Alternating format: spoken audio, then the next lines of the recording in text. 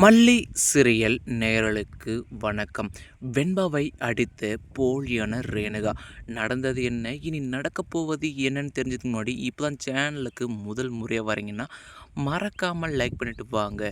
வீடியோக்குள்ளே போயிட்டு என்ன தான் நடக்குதுன்னு பார்ப்போன்னு பார்த்தா, ஒரு பக்கம் வாண்டு சின்ன பொண்ணு, இதனால் நாமெல்லாம் கதிரேசன்கிட்ட நம்மளுடைய சுயரூபம் தெரியக்கூடாது. ஏன்னா அப்படி தெரிஞ்சுன்னா அதுக்கப்புறம் நம்மளால் இந்த பணம் பொழியிற காட்டில் இருந்துட்டு அதுக்கப்புறம் ஜெயிலில் போயிட்டு கம்பி தான் எண்ண வேண்டிய நிலைமை வந்துடும். அதனால நம்ம எவ்வளோ உஷாராக இருக்கணுமோ, இந்த வெண்பா பொண்ணை எந்த அளவுக்கு நம்மளால் வந்துட்டு பயமுறுத்தி வைக்க முடியுமோ அந்த அளவுக்கு வந்துட்டு பயமுறுத்தி வைக்கணும் அப்படின்ற ஒரு விஷயத்துக்காக இந்த போலியான ரேணுகர் வந்துட்டு வெண்பா செல்லம் இங்கே வாங்கன்னு வந்து கூப்பிடுவாங்க இல்லையா. அப்போது சொல்லுங்க ரேணுகம்மான்னு வந்து கேட்கும்போது, என்னுடைய மொபைலை நான் தூங்கும்போது எனக்கு தெரியாமல் எடுத்து நீ வந்து ஏதாச்சும் உன் மல்லியம்மா சொல்கிறத வந்து மெசேஜ் பண்ணியா அப்படின்னு வந்து கேட்கும்போது, நம்ம வெண்பா இருந்துட்டு திருத்துன்னு முழிப்பாங்க இல்லையா. நீ இந்த மாதிரி திருத்துன்னு முழிக்கும் போதே தெரியுது, அதாவது நீ உன்னுடைய மல்லியம்மா பேச்சை கேட்டு தான் என் ஃபோனை எடுத்து மெசேஜ் பண்ணியிருக்கன்ட்டு.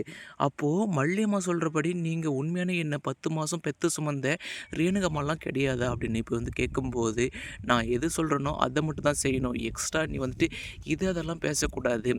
நீ நான் யாருன்ற உண்மையே உன்னுடைய கதிரேசன் தாத்தா கிட்டையும் நிசா சித்தி கிட்டே சொன்னேன்னா, அதுக்கப்புறம் நீ உயிராக நினைக்கிற பற்றியா உன்னுடைய மல்லியம்மாவை ஒரு ரவுடி இருக்கான் இல்லையா, அவனை வச்சே போட்டு தள்ளிடுவேன் அப்படின்னு சின்ன குழந்தைன்னு கூட பார்க்காம ரொம்பவே பயமுறுத்துறாங்க. மறுபக்கம் தன்னுடைய உண்மையான ரேணுகம்மா இல்லை அப்படின்ற ஒரு விஷயத்தை இப்போது நம்ம வெண்பாவும் புரிஞ்சுக்கிறாங்க.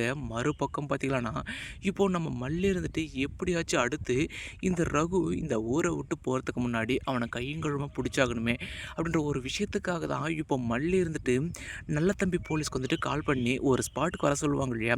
அப்போது என்ன மல்லி என்னாச்சுன்னு வந்து கேட்கும்போது, இல்லை போலீஸார், அதாவது நீங்கள் ரகுவை பிடிக்கிற விஷயம் எந்த அளவுக்கு வந்து இருக்குது அப்படின்னு வந்து கேட்பாங்க இல்லையா. அப்போது என்ன மல்லி சொல்கிற, அதுதான் கதிரேசன் வந்து கால் பண்ணி இந்த விஷயத்தை இதோட விட்டுரு, ஏன்னா அந்த பணத்தால் என்னுடைய பேத்தியுடைய உயிருக்கு வந்து ஆபத்து இருக்குது. நான் யாருடைய உயிரையும் ரிஸ்க் எடுக்க வந்து விரும்பலை. என் பொண்ணு ரேணுகவே ஆசைப்பட்டா, அவள் ஆசைக்கு எதிராக என்னால் வந்துட்டு ஒருபோதும் செயல்பட முடியாது அப்படின்னு கதிரேசன் வந்து சொல்லிட்டாங்க. அதனால தான் அந்த கேஸை வந்துட்டு அப்படியே க்ளோஸ் பண்ணிட்டேன் அப்படின்னு சொல்லுவாங்க இல்லையா. சார், நான் சொல்கிறேன்னு வந்துட்டு நீங்கள் தப்பாக எடுத்துக்காதீங்க, நான் வேணால் விஜய் கிட்ட சொல்கிறேன், நீங்கள் இந்த கேஸை வந்து இப்படியே கண்டினியூ பண்ணுங்க அப்படின்னு வந்து மல்லி சொல்லுவாங்க இல்லையா. சரி மல்லி, ஏதாச்சும் ஒன்று சொல்லுங்கள், ஆனால் இந்த விஷயத்தை நான் கதிரேசன் கிட்ட சொல்ல வேணாம்னு வந்து கேட்கும்போது, கதிரேசன் கிட்ட மட்டும் சொல்லாதீங்கன்னு வந்து சொல்லுவாங்க இல்லையா.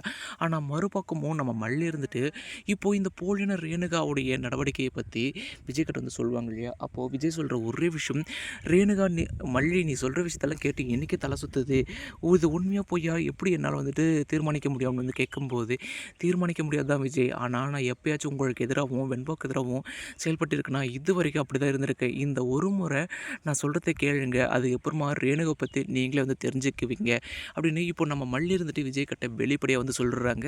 கூடிய சீக்கிரம் இந்த சுடரின் சுயரூபத்தை நம்ம விஜயும் தெரிஞ்சுக்க தான் போகிறாங்க, அது மட்டும் இல்லாமல் கதிரேசனும் தெரிஞ்சுக்க தான் போகிறாங்க. அதுக்கு அடுத்து என்ன, இந்த சுடர் இருந்துட்டு ஜெயிலில் கம்பி தான் என்ன போகிறாங்க.